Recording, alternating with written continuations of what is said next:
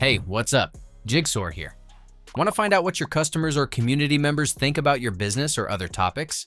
Well, the best way to do that is by creating an online survey form. In this video, I'm going to show you the best online form builder tool you can use for your data collection. Let's go.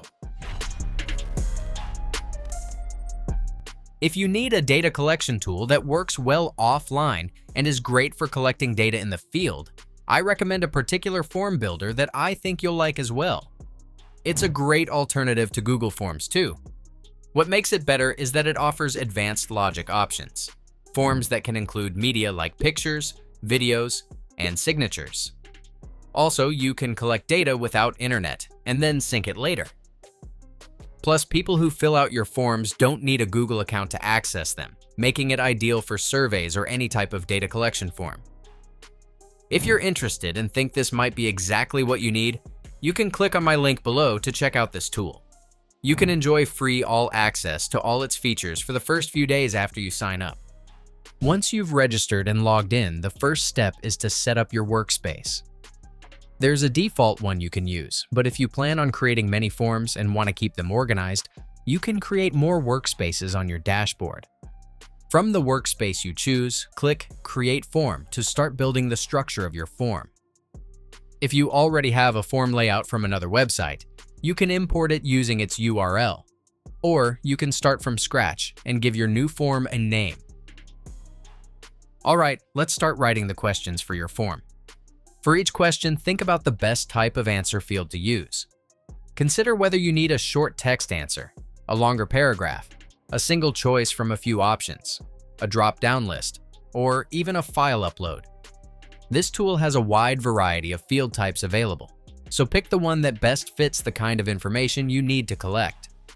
Setting up these questions for each field type is pretty similar to other form builders. Just type your question in the space provided. For example, if it's a multiple choice question, be sure to include all the answer options for the people filling out the form. To add more input fields, just click the plus button on the left side and add as many as you need.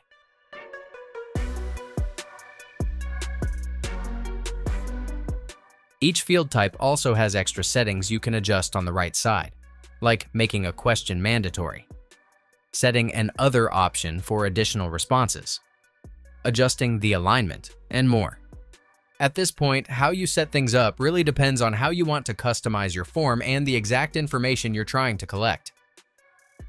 When you've got all your questions sorted, the next step is to think about how your form looks to the people filling it out. Some design changes can make it more interesting and easier to use. Click the plus button and add a welcome screen to immediately tell people what the form is about. Write the title of your form and add any extra description if you think it's needed. You can also add a thank you screen to show your appreciation after respondents finish the form. Under the Design tab, you can personalize your form even more.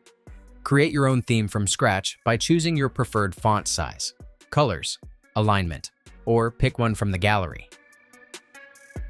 Meanwhile, in the Settings tab, you can choose how you want your form to be laid out, either all on a single page or broken into slides. You can also turn on other options like navigation arrows or limit response.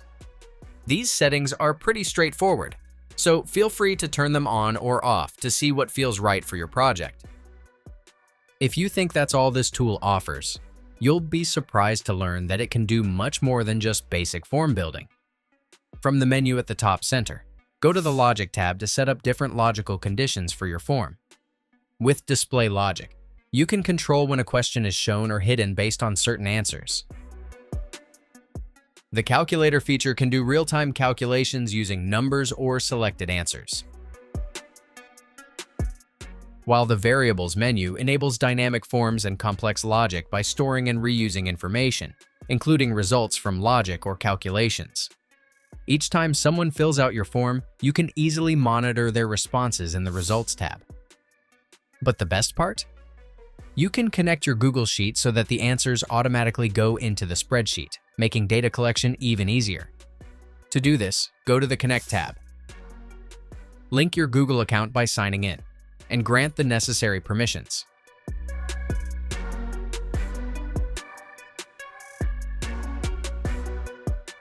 You can then choose to link to an existing spreadsheet in your account or create a new one. Now let's go back to the Create tab and click the Live Preview button so you can see exactly how your form will look once published.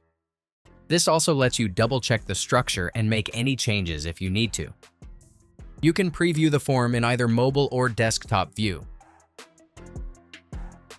Finally, click Publish to save your new form and copy the link so you can share it with the people you want to reach. Let's give it a quick test. I'll open the form in another tab.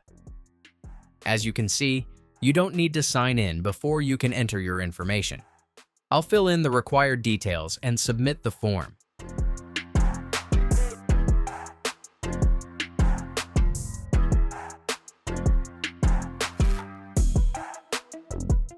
After submission, you can immediately monitor the data on the results page.